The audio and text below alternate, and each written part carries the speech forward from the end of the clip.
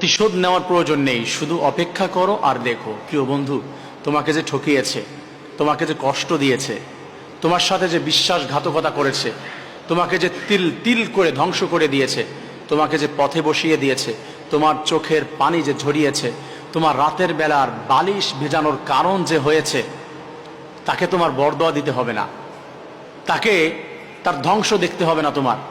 তুমি বরদোয়া দিও না, তুমি অপেক্ষা করো আর দেখো তোমার সামনেই সে ধ্বংস হবে।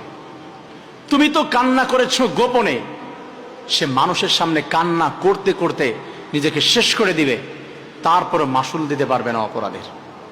কষ্ট দিয়ে ঠকিয়ে কেউ ভালো থাকতে পারেনি, ইভেন কিয়ামত পর্যন্ত পারবেও না। তুমি অপেক্ষা করো, তোমার সামনেই দেখবে কারো কান্নার কারণ হয়েছে, সে শান্তিতে রয়েছে, আমি দেখি নাই। মানুষ ধ্বংস হয়ে যাবে সামনেই।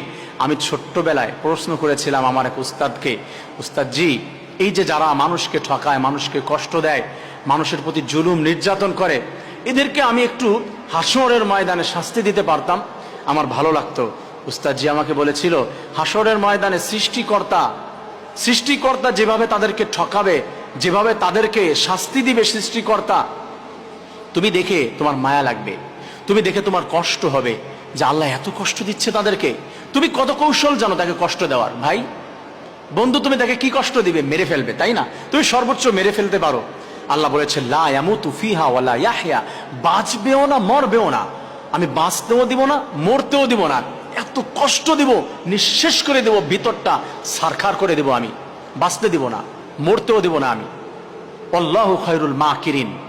আল্লাহ বলছে তুমি আমার প্রতি ভরসা করো, তুমি আমার প্রতি ভরসা করো, আমার উপরে ছেড়ে দাও, প্রতিশোধ তোমার নিতে হবে না, আমার উপরে ছেড়ে দাও।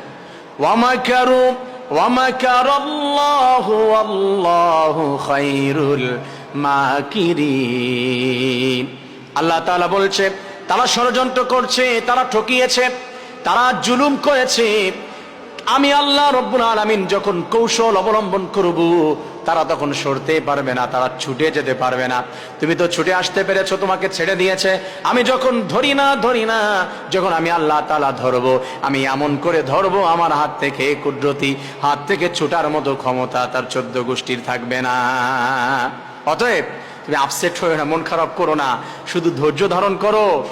তোমার ধ্বংসর জন্য বরদোয়া করতে হবে না, তুমি দেখো আল্লাহ তাআলা কি করে।